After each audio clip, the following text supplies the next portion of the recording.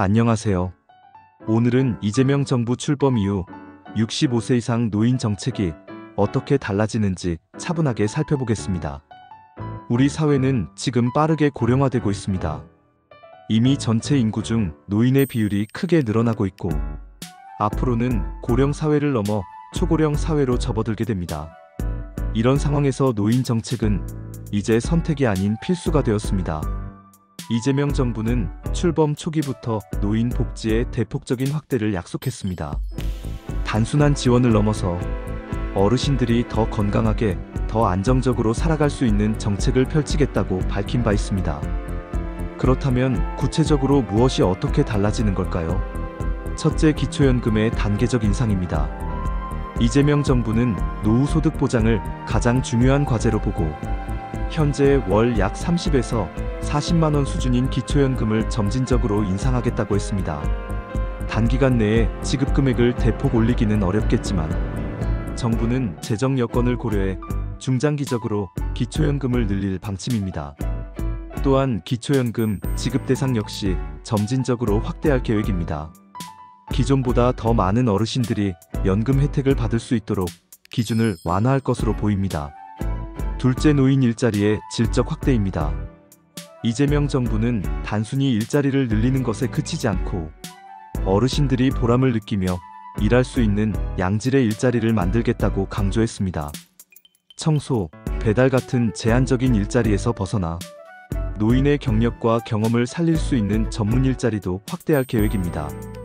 또한 지역사회에서 어르신들이 필요한 역할을 수행할 수 있도록 지원하고, 사회적 기업, 공공부문, 복지시설 등 다양한 현장에서 노인이 경제활동을 이어가도록 유도할 방침입니다. 셋째, 건강과 의료 지원의 실질적 확대입니다.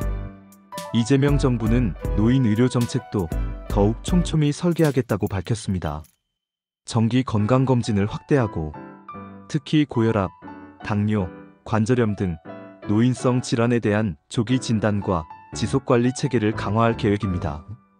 치매 국가 책임제를 더욱 확대하여 치매 조기 진단, 예방, 돌봄 서비스가 지역별로 균등하게 제공될 수 있도록 추진할 예정입니다. 뿐만 아니라 요양병원과 재활 서비스에 대한 접근성을 개선하고, 노인이 의료비 부담을 줄일 수 있도록 지원하는 방안도 검토되고 있습니다. 넷째, 공공 돌봄 시스템의 확대입니다. 이재명 정부는 노인 돌봄의 공공성을 더욱 강화하겠다고 밝혔습니다. 혼자 사는 어르신이 급격히 늘어나는 현실을 고려해 방문 돌봄 서비스를 대폭 늘리고, 지역마다 공공 돌봄 센터를 확대 설치할 계획입니다.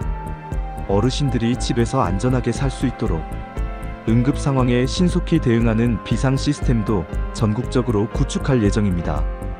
다섯째, 디지털 격차 해소 정책입니다. 요즘 필수적인 스마트폰, 키오스크 같은 디지털 기기에 익숙하지 않은 어르신들이 많습니다. 이재명 정부는 노인의 디지털 접근성을 높이기 위해 스마트폰 사용 교육, 키오스크 이용 지원, 디지털 금융 교육을 전국적으로 확대할 방침입니다. 필요한 정보와 서비스를 손쉽게 이용할 수 있도록 노인을 위한 맞춤형 디지털 환경도 지원할 계획입니다. 여섯째, 지역 사회 중심 복지 확대입니다. 이재명 정부는 동네에서 어르신들이 자연스럽게 도움을 받을 수 있는 환경을 만들겠다고 밝혔습니다.